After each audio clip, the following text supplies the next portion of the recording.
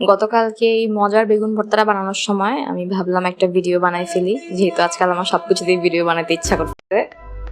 যাই হোক, প্রথমেই প্যানের মধ্যে একটু তেল গরম করে এই পিস পিস করা বেগুনগুলো আমি দিয়ে দিচ্ছি। এখানে একটু লবণ দিয়ে দিলাম, যেটা আসলে দিলেও চলে না দিলেও চলে।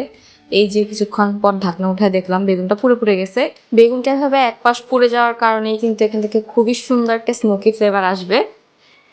তারপর একটু পেঁয়াজ রসুন কুচি দিয়ে সাথে একটু হলুদ গুঁড়া আর মরিচ গুঁড়া আমি দিয়ে দিচ্ছি। তারপর সব কিছু মিশায় টিশায় আবার একটু ম্যাশ করে আমি ঢাকা দিয়ে দিয়েছিলাম। এটাকে একটু সুন্দর করে ম্যাশ করে নিচ্ছি, ম্যাশ ম্যাশ ম্যাশ করে এখন ভর্তা বানানোর মতো। কিছুক্ষণ পর আবার ঢাকনা উঠায় আমি এটাকে চুলায় রেখে আরও সুন্দর ভর্তা বানাই ফেললাম। তারপরে যে প্যানের মধ্যে একটু সাইড করে আমি সরিষার তেল আর আগে থেকে ভেজে রাখা শুকনা মরিচ সুন্দর করে মাখায় নিচ্ছি লবণ দিয়ে। এখানে চাইলে কাঁচা পেঁয়াজ কুচি অ্যাড করা যায়, আমি ওই দিন করি নাই। যাই হোক, করলে মজাই লাগতো, কিন্তু ওই দিন আমার ইচ্ছা করে নাই।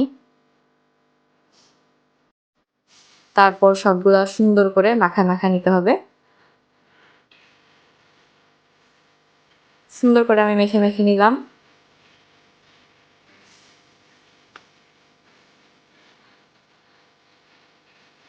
আর একটু তেল লাগতো, লবণ লাগতো, সেটা দিয়ে দিলাম। আপনারা দেখতেই পাচ্ছেন যে আমি বেশ কয়েকবারে লবণ অ্যাড করছি, কারণ আমার কখনোই প্রথমবার লবণ ঠিক হয় না। এই যে আমার ফাইনাল বেগুন ভর্তা, এটা খুবই টেস্টি হয়েছিল। দেখতে কেমন হয়েছে আমি জানি না। যাই হোক, ওকে, টাটা।